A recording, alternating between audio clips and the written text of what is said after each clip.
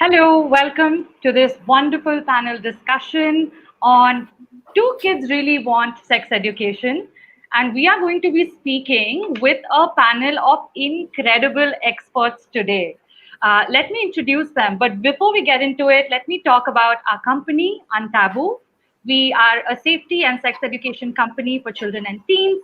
We teach them all skills necessary to navigate the tricky growing up years with ease and help them transition into adulthood safely. Our age appropriate programs educate and empower children to be a confident, safe, and responsible individual with the right attitude.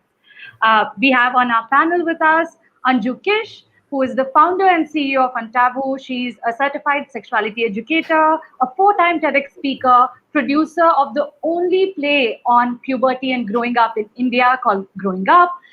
She's a sex ed columnist, a blogger, and author of award-winning children's book How I Got My Belly Button. Welcome, Anju. Thank you. Such a We pleasure to be here. Absolutely. And we also have, like I was saying, an expert panel, right? Let me quickly introduce them. We have Agasthya Shah, who is a content creator and entertainer, Vyom Kanebar and Kanebar, who are hosts of the YouTube show Star Kid, and Bhuvashwa Mohanty and Nayantara Chandrasekhar, who are school students and also like avid debaters who are very opinionated young women. Very excited to get into the conversation, but let me just tell you why we're having it in the first place, right? Often we as adults talk about what children want and what children need very much from our perspective, and we forget to consult the most important stakeholder in this entire scenario, which is the young people themselves. And we at UnTaboo have always believed in including them in the conversation and really understanding from them as to what they want. What are the topics that they are curious about? Do they feel like they know it all? So, okay, let's just jump straight into it. And since we're all 13 plus, thankfully, my first question is going to be to all of you, which is growing up, how did you think babies are created? And at what age did you really find out at what age and how our babies are created, right? So, Vyom, why don't we start with you? Why don't you tell us how did you think babies were created growing up? So when I was young, I used to never wonder how babies were created. But at the age of around 11, I really got to know when I studied in biology. And I even, like few months back, Right, I even read the book by Anju ma'am, How I Got My Belly Button. right, right. Absolutely. And that's a I wonderful resource. Yeah. I thought Yeah. that babies were just, we just got babies like a gift. Like we asked from God that give us a baby and we got a baby. Right. And God gave babies to just anyone or only to mama and papa? Only to mama and papa. Only to mama and papa. Agastya, what about you? You're an adult now, but growing up, how did you think babies were created? When I was growing up, I thought when I was around the age of 10, I thought that if somebody hugs you or if somebody, kisses you on the cheek, a baby is born. And that's why whenever any relative or any friend used to come to hug me, I used to stay away from them. I'm like, oh, you want to make a kid? Yeah, that's how I thought babies were born. Yeah, yeah. Nayantara, tell us your story. Well, to be honest, when I was really little, I didn't think about it a whole lot. When I was about 9, my mom showed me a book where it said when a married man and woman are cuddling, then they have a child. But I wasn't afraid of getting pregnant because I wasn't married to anyone. Um, and then when I was in grade 5, my friend told me how they were actually made. I neither understood what she meant nor believed her. And then we had sex ed in school. Right, right. No, that's so true. Like most of us have gotten this information from friends or we've gotten the information from internet. Bhuvaswa, what was your experience like? How did you learn Mom, how babies are mom created? always told me the story that, an angel gifted her to me. So I always thought that, everyone got a gift, definitely how Vyom said. But then I definitely read the book and I got to know about everything about sex education. So, like, the Right, book was very helpful. right, right. And how about you, Ved? Yeah, similar stories. Like I used to think you used to ask God, like Santa gives kids gifts like that. We get gift from God. And I also had a belief that, like they say in many movies, that mother is given the gift to do the job of a god. So that also I Correct. used to do. That Right. mother gets a kid so that she can do the job of the God in Right. growing the kid. Yeah, Right. so Right. and I got to know, like you mentioned, growing up. So my mom and we were called on to that show, and it was quite fun watching. So I Hmm. understood there that how actually babies are created and what I thought. So, which show is this? Growing up, the Ah, one, right. Okay, the play. The play is what you yeah, saw. the play, yeah, play. Right, right, right. Okay, Anju, you are a sex educator and you do this for a living where you talk to young people about various topics, one of which is how a baby is created. What did you think? Did you know it from a very young age? I think probably that's how I got into this field because I realized the angst of a child growing up, not knowing things. Right. I was told when I was around 11, I was told by an older cousin of mine that if you dance with boys, you will get pregnant. Hmm. I believed this for the longest of times. And trust me, my teenage years were spent without dancing with any boy. So, and of course, I got to know again through a friend the facts of life. I wish my parents had spoken to me. I wish my school had spoken to me because what my friend told me also later on, of course, you realize that it was not the most Hmm. accurate Hmm. of information. No, absolutely. And all of us have had misinformation around these topics growing up. So you mentioned how kids experience a lot of angst for not having the right information. So who should be the source of this information? You think should it come from parents? Should it come from schools? Um, who should be taking on the onus of explaining various topics to children? I feel it should be a combination of a parent and child, parent and Hmm. school, because both Hmm. have the responsibility to Hmm. do that. Hmm. In the Hmm. initial stages, the child is with the parent, and sex education starts very early on in life. So, at the age of Hmm. 1.5, 2 years, the parents can start those conversations with the kids about their body parts, about privacy, about behavior in public and in private. And later on, as they go to school, the schools can take on, but the parents definitely have to support this conversation because this is a conversation which can go on lifelong. Hmm. Hmm. So definitely feel it's a partnership between parent and child. But we would love to know from the kids what do they feel. Absolutely, absolutely. So, Ved, maybe you can tell us who do you think should be having these conversations, or who's had these conversations with you? Was it your mom, your dad, your school? Who was it? So at the start, like Anjuma mentioned, like my mom used to be very open and liberal to me. So she used to speak to me and guide Hmm. me. Like I mentioned, but I feel most of the teenagers like are hesitant to talk to their parents and break the ice. Hmm. So I feel that there the school comes in. But I would also like to add to Anju ma'am's point, like Anju ma'am, experts like Anju ma'am also should play a major role in providing sex education because you also ma'am that you both are sex educators, so you are experts, you know everything in that field. So I think right information is crucial here. Hmm. Whoever can, yeah, and the kid should trust that person who is providing. That's why most of the teenagers believe their friends because like they have a good That, trust with their correct, friends. correct. The trust factor is there, and therefore it's easier for the Yeah. conversation to happen. Nayantara, would love to hear from you. Who should take on this onus? Who took on the onus in your case? So I think my parents initially, and then we had sex education in school as well. And I think that there should be a balance between the Hmm. two. Obviously in schools it's easier to sort of it's the same for everyone, Hmm. right? So everyone gets the same kind of education, which can be really good because if people don't have that kind of relationship with their parents, then they still get that kind of education. But it's also, I think it's important to have an open conversation with it about your parents, however Hmm. uncomfortable it may be. Hmm. And to be fair, it's uncomfortable in a school setting as well. But I think that both are equally important because if it's just in school, then a lot of people may not be paying attention because a lot of people don't pay attention to school, Right, generally, anything in right, school. right, Um, but I think that it should be a combination of both.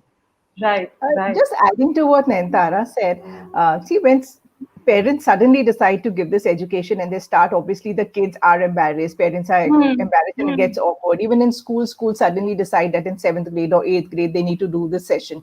There are a lot of giggles about it. But if Correct. this is introduced right from the primary section, the giggles would have mellowed. It would have given way to quiet understanding and acceptance. So Right, I think right, it should start at that age. right. Um, You mentioned how, Anju, that sex education is not just a talk on sex, and you spoke about how it begins at age 1 and 2 when you start talking about body parts, etc. And that really helps break the ice and set the tone for a lifelong relationship. I'd love to know from you, Agastya, as to do you feel like these conversations need to happen early on? Do you feel like you would actually benefit from this being a compulsory subject in school?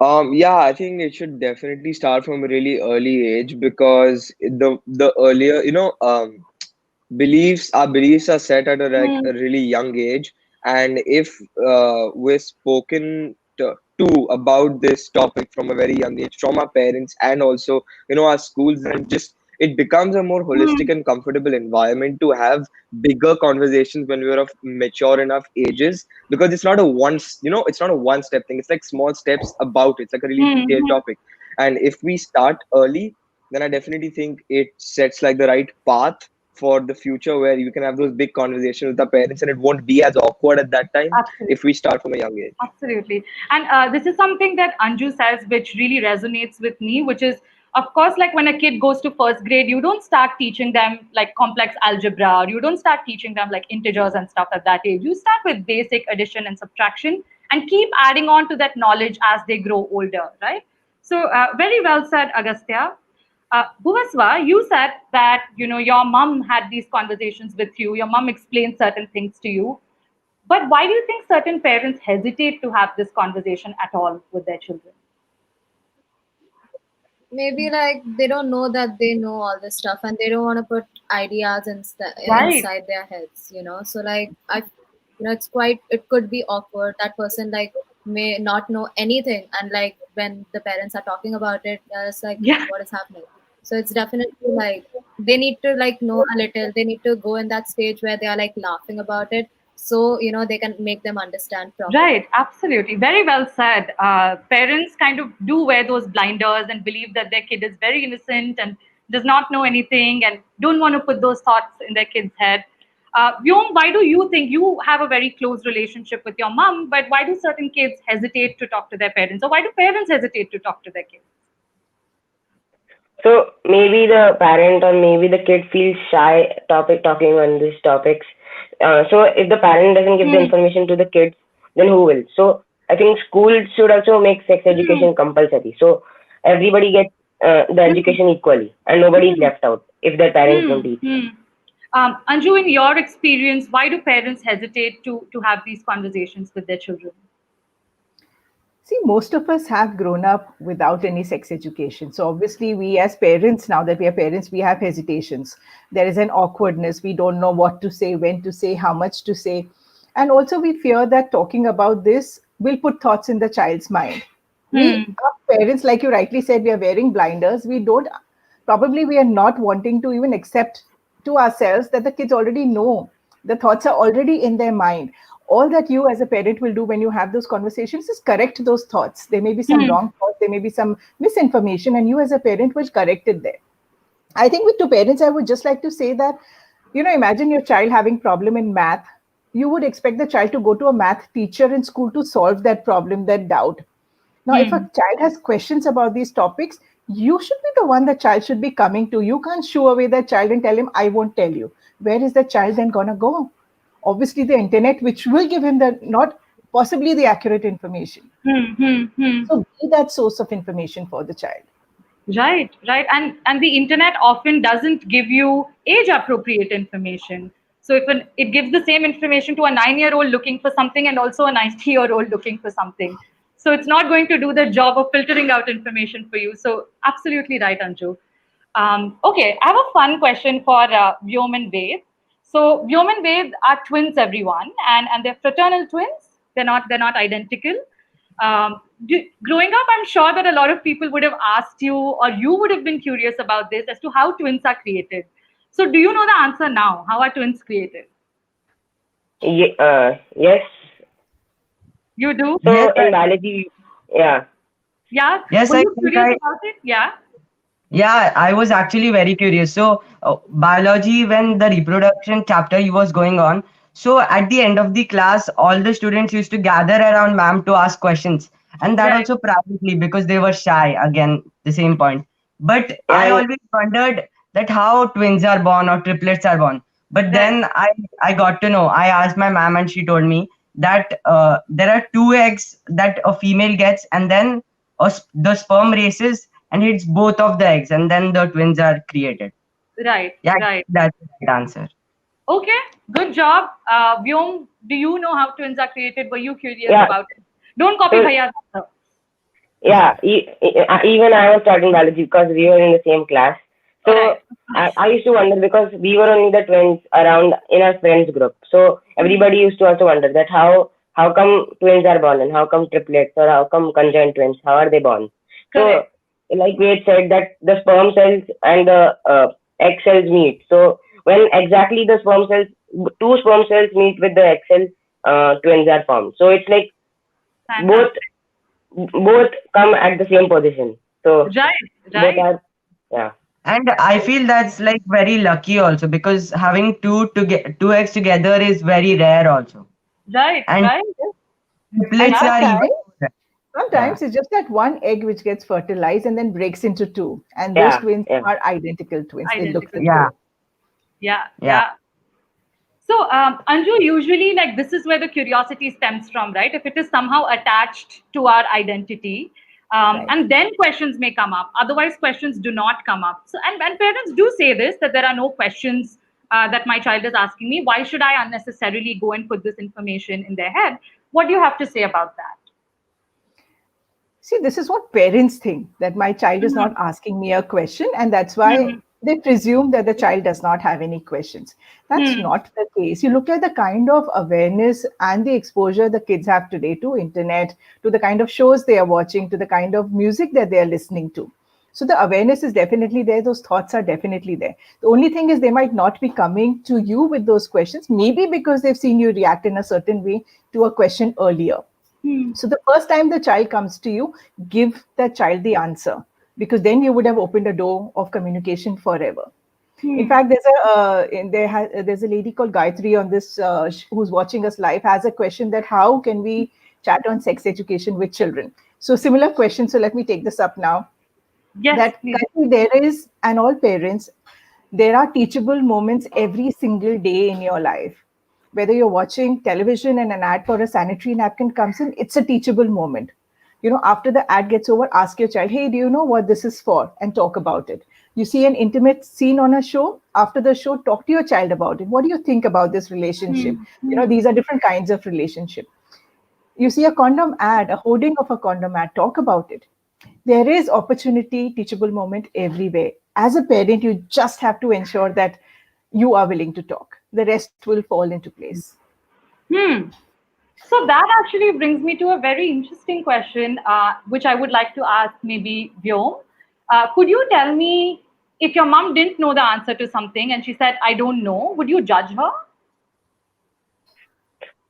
No, because in her childhood also there maybe her parents would have not taught her or she would have not got the right education.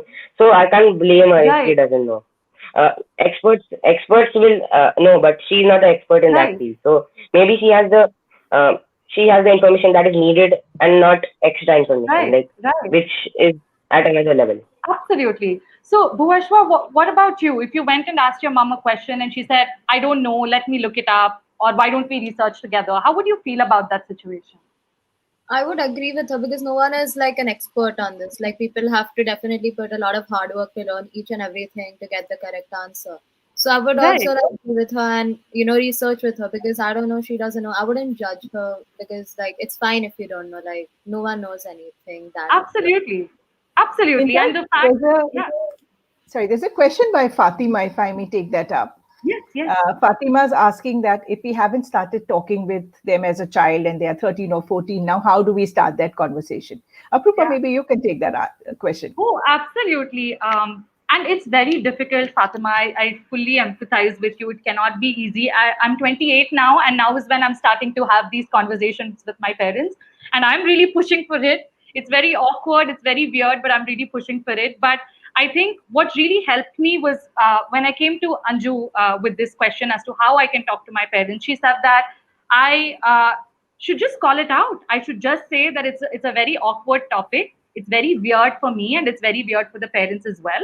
And this is something that you can do as a parent too. Please call it out that it is awkward and it's weird, but you still want to have this conversation together. And also, it's okay to set boundaries. Like the entire conversation does not have to happen in one day, in that one night, right? It is incremental. So if you want to start out with something more neutral, like Anju said, maybe a kissing scene on the TV and a small discussion around it as to what are the different kinds of relationships that are there, and whether, a little bit about consent, how it's important to ask a person, maybe starting small and then building on it as they go by. Anju, would you like to add to it? No, absolutely. And sometimes maybe it also helps to create a kind of a conversation jar. You put a jar, ask everybody in the house to pop in a topic inside the jar.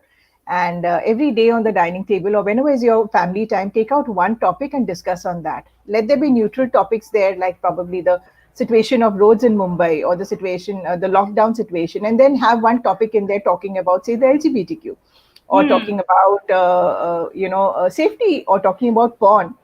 So when every day you're having different kinds of conversation, this topic also becomes just part of a conversation the family is having.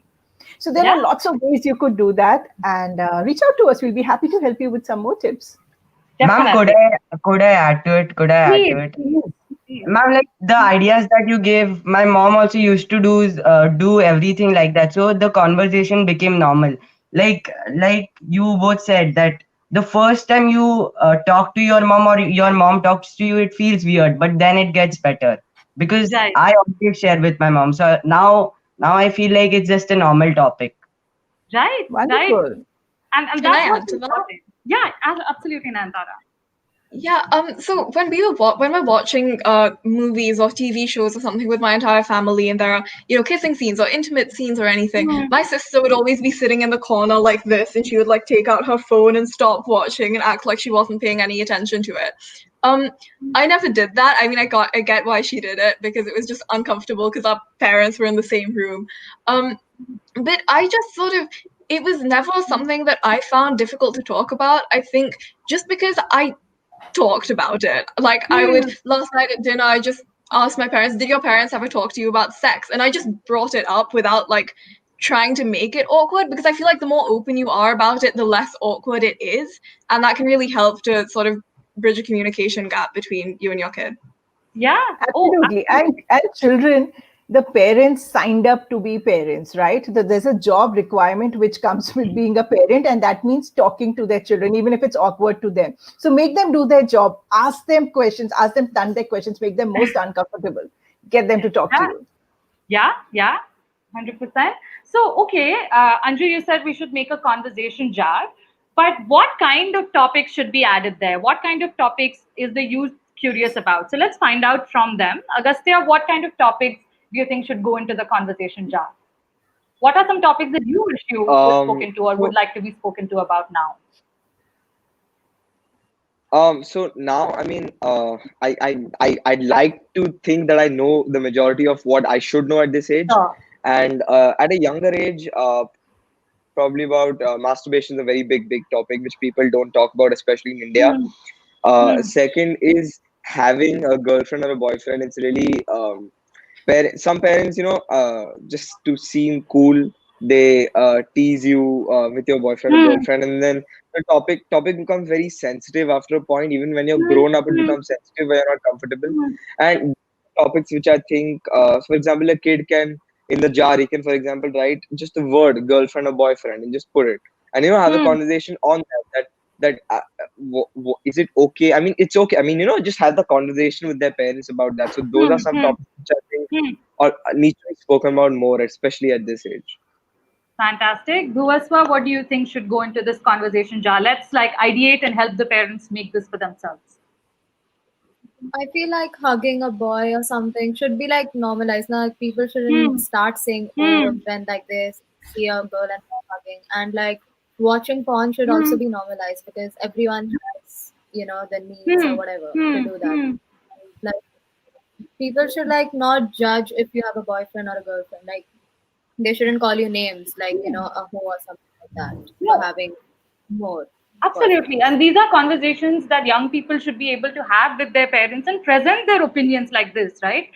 The youth of our nation is very opinionated, and it's actually a beautiful thing. And we have to have spaces, especially at home, where they can express those opinions.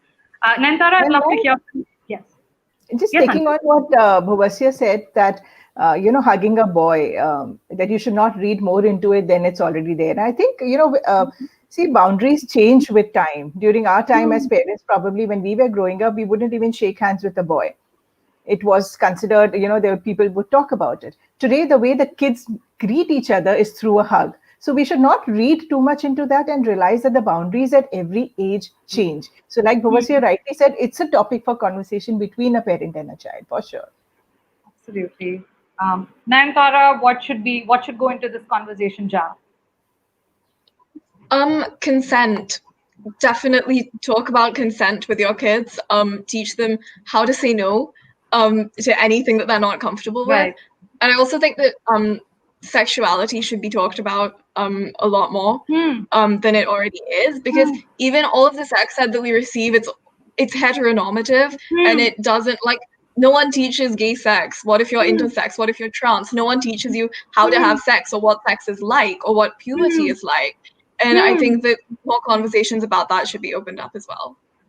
Absolutely, absolutely. And it doesn't have to be only if your child identifies as queer or trans, right? These are words that they're hearing around them all the time. You see them represented on media a lot more. So it's important to maybe have that conversation with your child and explain what that is to them. Explain what their opinions are, what their feelings are around it to them.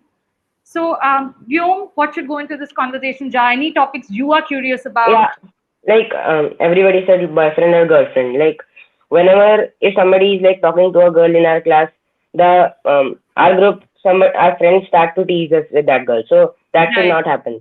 Yeah, so right, we should talk more about that and even right, crushes. So right. if somebody talks to a girl, it's okay. They can talk to a girl, but many friends tease and then everybody stops talking to each other. So the boy stops talking to the girl and girl stops talking to the boy. So nobody interacts. True, true, true. Yeah. Dave, how about you? What do you think?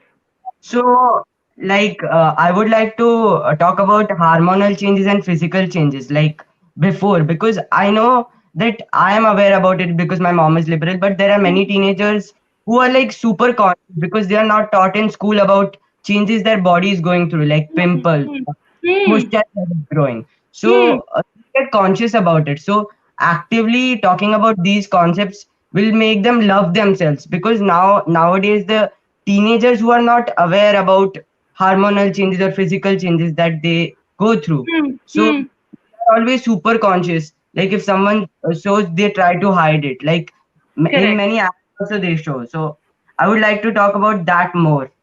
No, Very well absolutely. said, Ved. Absolutely. Can I add to that? Yes, yes, Please. please, Nantara. Um, I feel like also just body image is such a like important thing, and it's while going through puberty, girls gain fat, right? And their like Hmm, hips widen, and it's normal to gain fat when you're like going through puberty. But hmm, hmm. it's so everything that you see on social media and on the internet is like all of the, I know, underwear advertisements. It's got models who are like stick thin, and everyone thinks Hmm, that you have to look like that in order to look beautiful. And hmm. even like on TV, all of the actors who play teenagers are actually in their mid-20s. And so Exactly. teenagers think that, like, they're supposed to look like that, but that's actually not natural. Very, very well said.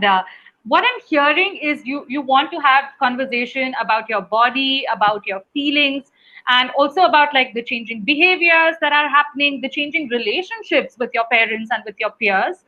And I think largely under these categories, there are just so many topics to talk about. And parents and children don't always have to agree with each other on certain things, and it doesn't have to be that the parent is trying to prove something to the child or the child is trying to prove something to the parent. It can be a conversation. What do you have to say about that, Anju? We are very much a culture where we do talk down to young people. We don't necessarily have a conversation with them. So how can a parent Absolutely. navigate that? Yeah. I think the first thing as a parent is we have to stop being judgmental. That is what all of us parents do, and that is one of the core reasons kids don't come to us with their questions, because the moment they come to a question, we are immediately judging either them or we are judging their friends. That, oh, where did you get this information? I'm sure you're hanging out with those guys or girls and they are spoiling you, so stop hanging out with them. So the kids are definitely not going to come to us. So even if a question a kid comes to you with is absolutely shocking and the earth shatters from under your feet, don't show it on your face. Have a Buddha expression. I always tell parents, have that Buddha expression where they cannot make out what you're feeling. And then calm your nerves down and have a conversation with them. So don't be judgmental. And I'm going to just take on what Agastya said, that he's at that age where probably he knows everything. But Agastya, even at your age, I am sure there are lots of conversations parents need to have. For example, rejection in relationships, how to deal with it. Expectations of first time sex. What you think the first time should be and what it actually is, because if the youngster's expectation is coming from what they're probably watching on porn. Now, is that the reality? Yeah, which What is do you not. think about that, Agastya? So it's definitely very important, and at this age, see, again, this is one of the other problems. Like, everybody thinks they know everything, Correct. where which is not true always. And parents need to have more conversations about, because at this age, kids are very experimental, and no matter how much you don't want them to be, you can't stop them.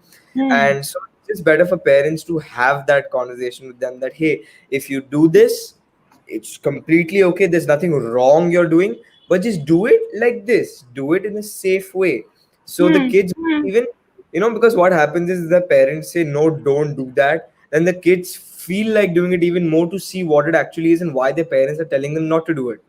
But if you want to do it, but do it like this, be safe while having sex. That's something which needs to be spoken about more, because some kids at this age also aren't really educated about this topic, and one small mistake can actually cost them their entire life about not having safe sex or even consent right now. So it should really be spoken about like, just talk about it with and the conversations are going to be weird, but if the parents are the one who brings it up, and if you feel your kid doesn't know enough, then I think, which I highly doubt, is the fact, like, kids know stuff at this age.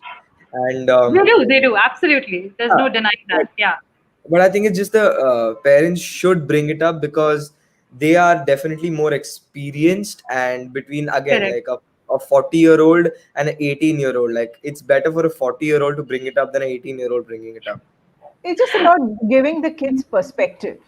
Correct. Yes. It's Yeah. not that if you don't talk to your child about these things, the child is never going to come to know. They will learn about Exactly. it. They're But thinking about it anyway. Yeah. they're thinking about it, they're doing it, they know Yeah. stuff, but by you talking to them, you're giving them perspective and you're actually providing them knowledge and understanding and preparing them to deal with these issues themselves whenever they're faced with it. Exactly. Yeah. Absolutely. And it's okay for parents to express their opinion on this as well. If parents are not comfortable with their child experimenting at a certain age, they're allowed to say that.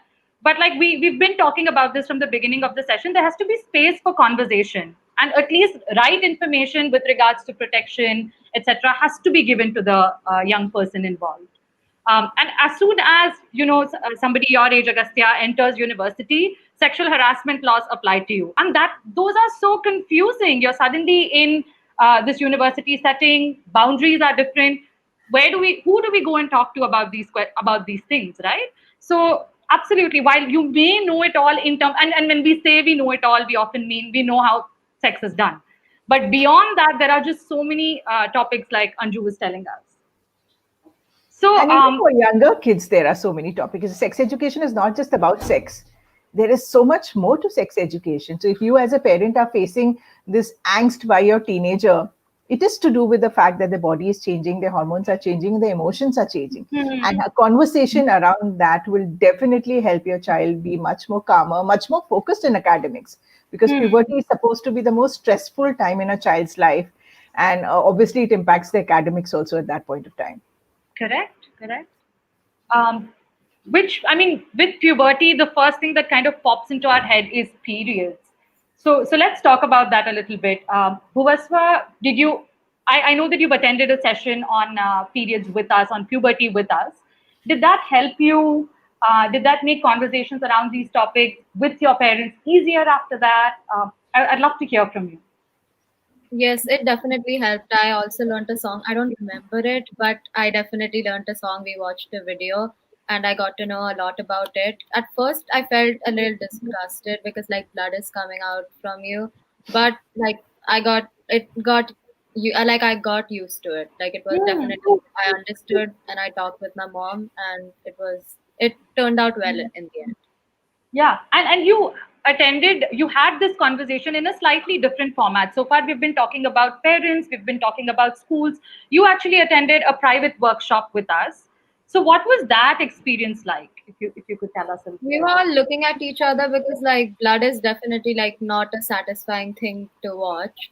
So we were just like we were just like stuck. We couldn't understand what was going on, and like some were like very shy and they were just like, "What is going on?" They just wanted to leave, and Hmm. but like now we grew and like we understood, and it turned out very well in the end. Hmm. Hmm. No, I and think you're every talking about the play. yeah. That was a song. No, the workshop that you attended, the Yeah, 20 the video days. where there Yeah, was the animated video. yeah. Yeah, yeah. So, Anju, there is Can that I disgust when it comes to period blood. And yes, Absolutely. a lot of young girls do feel that and experience that. So, how do you put them at ease in your workshops? What is it that you say to them, and how does that conversation happen? Well, the idea is that when these children walk in, they're coming in with a lot of questions. They Hmm. are shy, they are giggling, they are shocked at certain things. So the thing is to normalize all this for them and tell them that this is your body, these are the changes that you're going to go through. So learn to accept it faster, and so that you will be able to deal with it faster. Hmm. Especially with regard to periods, we teach them, of course, we tell them the right process of how it happens. We teach them how to deal with it. We teach them how to, of course, wear the pads, how to dispose of pads, hygiene, genital hygiene during that time. But most importantly, we teach them what to do when there are accidents. If you get your periods in school, how do you tackle it? If you stain your clothes, how do you tackle it? Hmm. How do you talk to your parents about it? How do you talk to even your grandparents and brothers at home about it?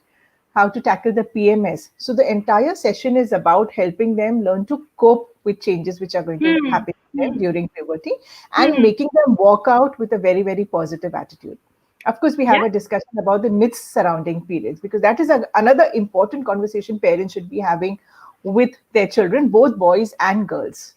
Absolutely, absolutely. Which is so important. It's not enough to just explain a topic to someone, and that's something that all of us have been harping upon.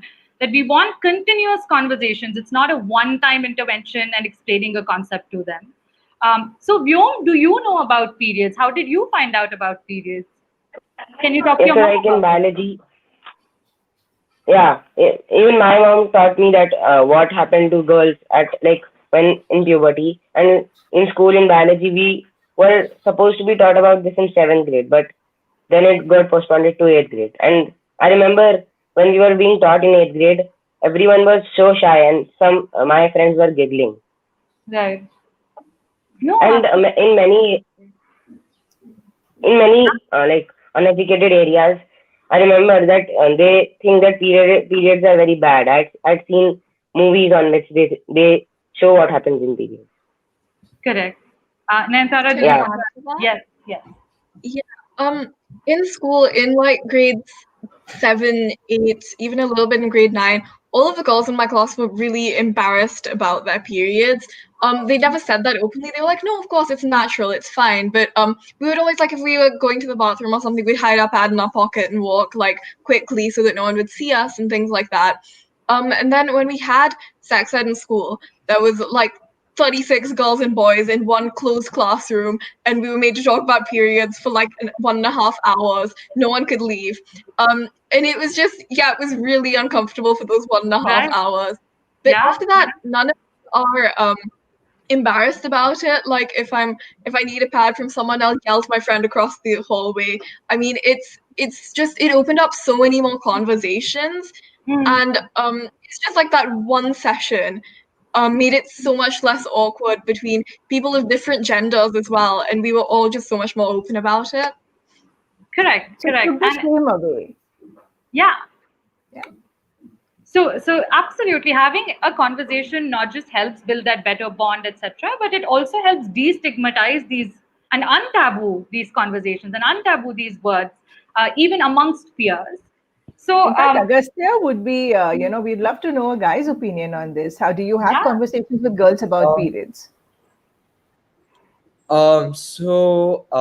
Since a very young age, my mom has been open about periods and stuff, and oftentimes she used to make me go into the store, even when I was like in ninth or tenth standard, and make me buy right, pads while she was in the car, and that is why I've always felt really normal about this. And this also happened when I was in the 10th standard. There were two girls who came up to me, right, and they asked me for a 5 rupee coin because in our school in the clinic there was a 5 rupee coin pad right. dispenser. So they want a coin, and I'm like, I don't have a coin. I didn't understand what it's for. Like, they just asked me. I gave them a 10 rupee note. I said, take 10 rupees. I don't want 5 rupees. But then it's like, oh, I need a coin. Then, I got a coin from somewhere because I understood why they needed it. Hmm, So if the guy is educated on it, a well-educated person who knows what it is would always go out of their way also to kind of help, because they know that, it's not really comfortable for the hmm, girl also.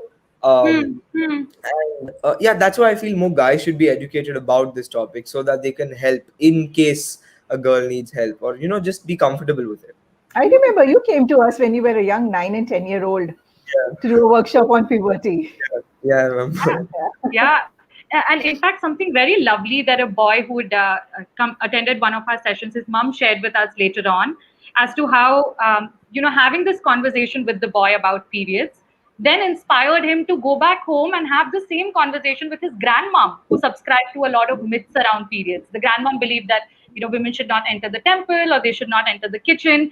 But because he came and attended this workshop with us, and we had this and I mean, we're not promoting ourselves, we're just saying how the conversations help, right? So we spoke to him about periods, we explained the process. He took that conversation forward and spoke to his grandmom about it. Now, of course, the grandmom wasn't transformed and didn't change her opinion overnight. It took multiple conversations. And we also encourage the children to not go and fight with their family. We say, the same way we're telling parents now to initiate these conversations bit by bit, we say the same thing to young people as well, children as well. And slowly, what the grandmom said was, while she can't change her perspective on things, she's going to allow the grandchildren to do as they please. So, and I thought that was wonderful, that one session can have such a huge impact on a whole generation of people. Um, okay, I also heard a lot of chitter chatter about crushes. A lot of us want to talk about crushes and relationships. Agastya, you also said that a bit of teasing happens when it comes to these topics. So, Nayantara, why don't you tell me whether you're comfortable talking about crushes with your parents? And, can you talk to them about relationships, dating? I think that I can, although I prefer not to. Just because I feel like my dad can be a little overprotective. He'll be like, "Oh, don't wear shorts when you go out. Don't go out with this guy. Do you like him? Don't." He can be a little overprotective, which is why I prefer not to. But I feel like that being said, I've never actually dated anyone. If I did, I probably would try to have a conversation with my parents about it. But I have talked to my parents about crushes before, and I have talked to them about my sexuality. But neither of them dated when they were in high school, so they don't really get it as much as like someone like my sister does.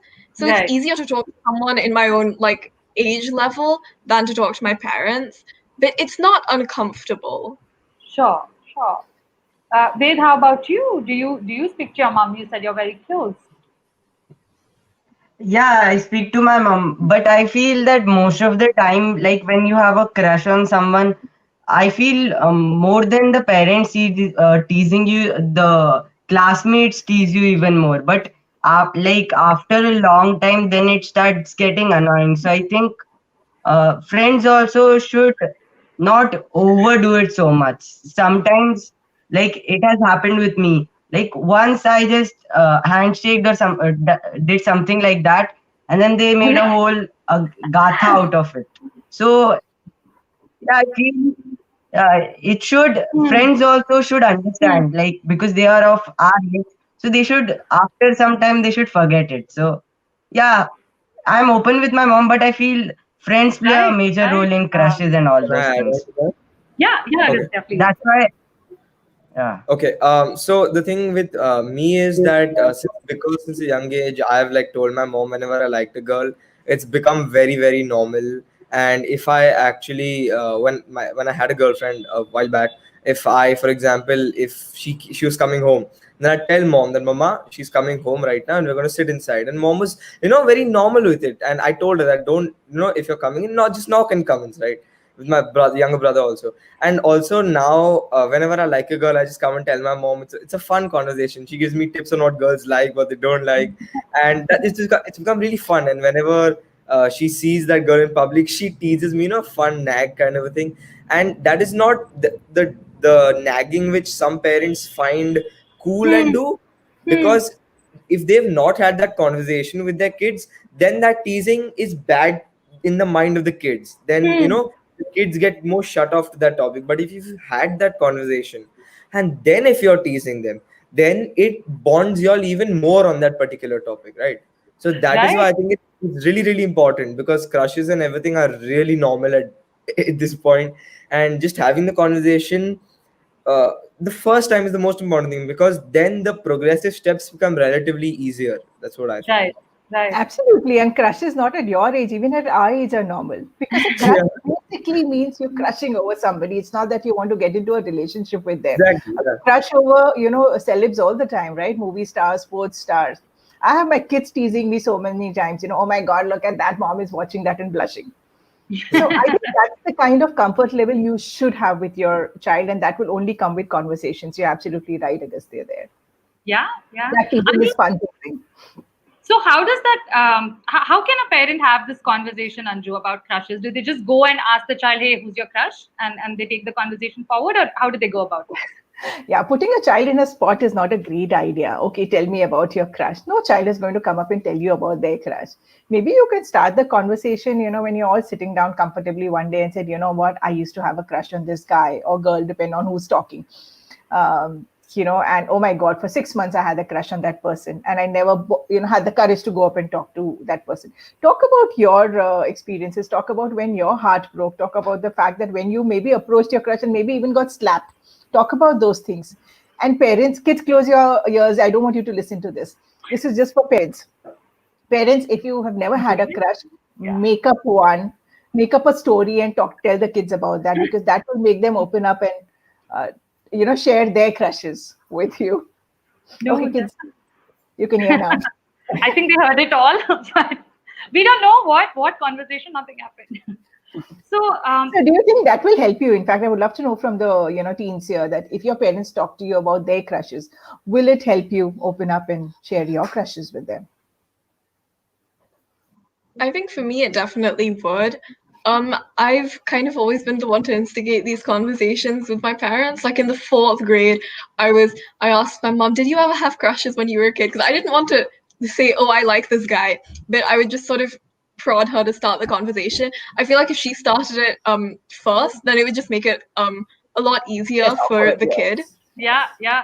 Bhuvashwa, what do you think? Do you feel like if your mom or your dad came and shared about their crush with you, you would be more likely to share about yours? Definitely. But the thing is that I've like never had a Fair. crush. But I'm gonna add to it that it was definitely like when people overdo it. Like I've had so many friendships and they've been cut off because like they are shy and they are awkward and they want to Hmm. break it off because they'll think that I'm thinking that they're Hmm. weird or something to have a crush on me. So I feel like if I ever had a crush and they made up a story, I would definitely like chime in. Yeah. But like And that is I another very haven't had, so important conversation, that it's normal to have a crush, it's normal to want to date and have all of those feelings, but it's also as normal to not have a crush and to not want to date and to not want to be with someone. So it doesn't have to be so binary either or, right? Um, In okay, fact, Agastya was telling us this interesting thing the other day about the fact that how they feel the pressure to date because of their peers. correct. Yeah, so talking more on that, because in this generation, um, it's just glorified having a girlfriend or a boyfriend is what you should be doing at this age, not by your parents but by your peers. Correct. And if you don't have your first kiss or your first sexual experience by a certain age, it's kind of used as a brag, having a sexual Hmm. experience, which it Hmm. Hmm. shouldn't be. Because I mean, good for you, okay, but it's not something you should brag about, because everybody has their own time at which they feel comfortable, and there is no standard time that anybody can decide for anybody else except themselves when they are Hmm. ready to have that first experience. And Hmm. I'm pretty sure all of us as teens right now can relate that there is a lot of pressure put on us also, not directly but indirectly, by our peers who have a girlfriend or a boyfriend and saying that, Hmm. I did this, I did that. And we feel like, is there something wrong with me that I don't, either one, don't want to do it, or two, Hmm. don't feel comfortable doing it, or haven't done it, Hmm. right? Hmm. And these things really make us question things in our own mind, and our self-esteem goes down, we feel weird about ourselves. And Hmm. it's something that needs to be understood, that everybody has their own time and you shouldn't rush into anything, because you're not answerable to anybody except yourself, and if you don't feel comfortable, you don't have to do anything until you actually do feel comfortable. But this is a great point for parents to note that Yeah. kids as young as Agasthya is 18, and the kids start feeling this pressure at 13, 14 to date, to experiment. Yeah. And here the kids are feeling the pressure, they're wanting to do it. And here are parents thinking that, shall I talk to them about puberty? Please take a reality check, parents, and have these Absolutely. conversations. Help them deal with that peer pressure which they are facing. Know what is the reality in their life. Yeah, yeah. And I mean, all of you, all the young people present here on the panel today have received. Yes, Bhuvashwa, your hands up. I wanted to add on to that, that it's like either gender shouldn't like base, like if the relationship is not, if there is no sexual intimacy, it doesn't mean that the relationship is going downhill. Like it's okay to Hmm. like not go to that the second base or the first base or anything like Correct. that. Correct. Very well said. Because platonic dating is just as valid. Wanting to have a companion, wanting to have somebody to do a fun activity with or share, companionship with is just as valid. Very well said, Bhuvashwa. No, which was I was coming to this point where I was going to say that all of you have spoken so confidently. All of you have seem to be so secure about your body, seem to be so secure about your sexuality. Of course, confusions will be there, and of course, all of you have questions too. But the fact that all of you have received sex education, either from a parent, from your school, or by attending a workshop, or by attending a play, you've received some kind of sex education, really shows in the way that you talk and conduct yourself. So, Anju, my final question to you is, what are the benefits of sex education? We've spoken so much about it. We've also seen a live example of how beneficial it can be. But what, according to you, as an expert, are its benefits? I think the benefits of sex education are that you're giving the kids accurate information, age appropriate information. You're talking to them in a language they understand. Even if a 7-year-old comes to you asking what sex is, as a parent or as an educator or as somebody in school, the information you give them about sex will be an information which is enough information for the child's curiosity to be satisfied, and for the child to get the right information, rather than the child going to the internet and getting information which for a 7-year-old would be information which will change the attitudes, will define the attitude this child has about sex and women and relationships. So don't hesitate to give sex education to your child. That is my constant appeal to parents, because it helps them define attitudes and get the right information to keep themselves safe also. Safety is such a big component of sex education, which is why we call ourselves the safety and sex education company, because safety first, obviously. Thank you for those inputs, Anju. Now I want to speak with the young people on the panel. Typically, when we have a panel discussion like this, at the end of the session, we ask all the panelists, what is your message to the youths of this nation? So, my question to you now is, what is your message to the adults of this nation with regards to sex education? Maybe we can start with Bhuvashwa. My message would be that stop being judgmental, understand your child, and just communicate with them. Don't just like jump into conclusions before hearing the story. And like to the friends, like stop the bullying just because he or she is doing something different. And like watching porn is not disgusting. People just should like just stop judging. Like you are not related to that topic in any matter. So Hmm. you can guide them, but you can't. But you should never judge them because they can turn out to be something that you always fear. You know. Absolutely. And whether we ban porn or whether we allow children to watch porn, whatever our take on that, we can't necessarily control all actions that a child takes. But definitely educating them about the reality behind porn is crucial, and having that conversation with the child is crucial. Vyom, what is your message to the adults of this nation? So I think parents should be more open, and they should not think that they are just young. They will learn as they grow. So they should teach their kids the sex education, and they should be open with their kids. So like if they teach sex education, then kids will be protected from sexual abuse or bullying. So they should be aware and be protected from sexual harassment. Absolutely, absolutely. No, and you bring up such an important point about safety and how that is at the core of this education. And rightly, Nayantara, like sex education is not about sex. It is about life skills which last a child their entire life. So don't fear it, parents. correct, correct. Nayantara, would love to hear from you. What's your message? Yeah, I have exactly 4 words to say. Talk to your kids. Your kids are not as innocent as you think they are. They're not as naive as you think they are. And they will find information from the wrong sources if you don't talk to them. And just having like 1 or 2 conversations, start small and build up, but having that sort of open communication between you and your kid, it's not only going to make them have safer sexual experiences and be safer when they're growing up, but it's also going to make you and your kid closer. And that's really important. You can have those sorts of conversations with your parents and your kids. And since your school did give sex education, what's your message to schools across the nation, maybe? Probably just the same thing, because having those conversations just opens up so many different doors, and having awkward conversations is what makes it less awkward. Correct, correct. Very well said. How about you, Ved? What is your message to the adults? I feel like Nayantara mentioned the first time you do it, it is awkward. But before that, I think you should plan and do it. Like Anju ma'am mentioned that telling your crush to your kid first and then they opening to you. So I think the starting point, like the people who are lazy also, if you just push them to start, they'll continue with their work. So that's what I feel. You should just push to start the conversation and then automatically it will happen and it will become normal. And you so fantastically said that planning for this conversation is also so important. Finding the right time, finding the right topics to talk about, the right setting maybe when all of you are doing well and not necessarily fighting. When your child slams the door, please don't use that opportunity to start have Yeah, conversations with in it. a light Yeah, environment. You have to make correct. the environment light, and then automatically the kid will be open. Very well said. How about you, Agastya? What is your message? My message would be don't be hypocrites and say that you care about your kids and you want them to do the right thing, but then you're avoiding one of the biggest issues in this generation that they need to know about.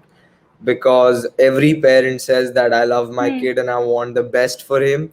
Then, if you want the best for your kid, talk to them about this. Because now, but with social media developing so fast, topics such as consent is so important, and safe sex is so important. Because if you do say that you love your kid, then the one mistake which he or she can possibly make if you don't tell them, Hmm. can ruin their lives. And whatever you wish for them or whatever Hmm. you want them to be, or you wish good for them, right, it can all go to waste just because of one conversation you're scared of Hmm. having Hmm. with them. And even if you're Beautifully, yes, yes, Anju, please. yeah, what beautifully he summed it up, Agastya. And during this COVID times, in fact, I'm going to tell the parents to remove that mask from your face and break that silence and have those conversations. Your children need those conversations. They need a reliable shoulder to lean on and be that shoulder for them. In fact, I urge all parents to, partner with UnTaboo and, help us raise these well-informed, rightly informed, responsible kids, and it will automatically lead to a safer society for your children. Absolutely. And we're very, very happy to help. We're available to just brainstorm with you as to how to have these conversations or conduct formal sessions for you. You can reach out to us at untaboo.in@gmail.com.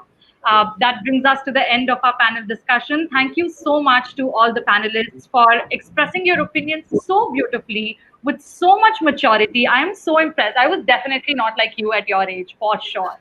And thank you so much, Anju, for giving us your expert opinion and for really unblocking our mind blocks with regards to sex education. Cute. Absolutely been a pleasure. I hope you all have enjoyed being on the panel, children. And Yeah. I Yes. hope parents who are watching, Yeah, please definitely. share this. Let the world know what kids want. Thank you. Thank you. Thank you for inviting us. Yeah, Thank thank you you. for making us Yeah, a thank part you of so the much. panel. So thank you so much. Y'all were brilliant. Very impressed.